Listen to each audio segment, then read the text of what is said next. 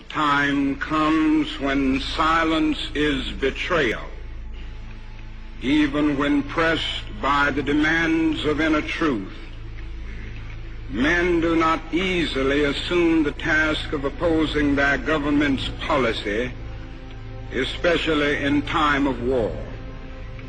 Nor does the human spirit move without great difficulty against all the apathy of conformist thought within one's own bosom and in the surrounding world. Some of us who have already begun to break the silence of the night have found that the calling to speak is often a vocation of agony. But we must speak. We must speak with all the humility that is appropriate to our limited vision. But we must speak. I had a dream that Dr. King was Morpheus in the Matrix. And he came to me and said, "You the one, take this baton. You are now my predecessor against the hatred. But you have to exercise your patience. And though I'm not sure if this is a job that you were interested in taking," before he could go on, I said, "Dr. King, hold up. I'll take it. Mr. Martin Luther, you laid out the pieces to the puzzle. When I have the heart to suture, the heart to spark the future, the heart to march like every day is the third month, the heart to stand guard and stop the shooter. The thought killing you was gonna stop the evolution of freedom and free rights. With knowledge we can beat them, all we need is a fair fight with no lynching. Right to be free from those henchmen with nothing to do but kill for attention. Americans pretending they are different because of their pigment and the size of their pensions, with their dictions, their unscratched itches, and their I can do anything attitude, cause money always fixes, like dope to things fixing, trying to escape the reality of their affliction, addicted to making it through, banking on 40 acres and a mule, when all that's being given is 40 daycares and a school that keep underperforming and close to being closed down because teachers are tired and underpaid and they don't know what to do, so they tell them young kids your future is on you. But Junior is only 2. His father a kid too, his grandfather in his late 20s, great-grand is 42. I had a dream that Dr. King start crying non-violent. I am dying, I am lying in a den of many lions. I am frightened, but I'm fighting until my eyes don't see the light. My thunder dream don't spark the lighting. If I go, you put my heart inside your chest like the man that's made from iron. Keep marching, keep grinding, freedom fighting, be a titan. Clash for what is right until they write it.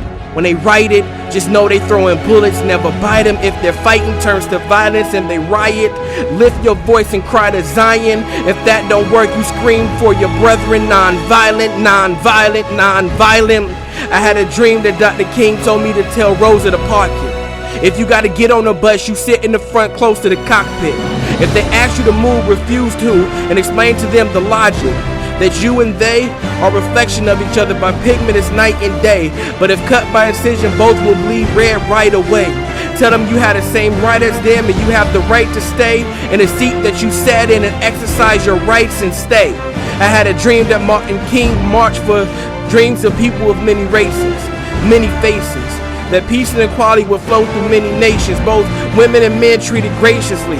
Equal opportunity in all states will see that the mind state of me will prevail if they march state to state with me, fight the freedom fight and wait patiently. I had a dream that Dr. King said, "Young man, my time's tick." So when the sky click and that guy twitch and that bullet fly quick, hit me in my neck and my jaw splits, that's the moment you have to make your choice. You can stand and stare, or you can take my vocal cords and sink your heart to my voice. And keep speaking and march and keep believing in all of them. And in the blink of an eye, Dr. King was gone. But at that moment I awoke.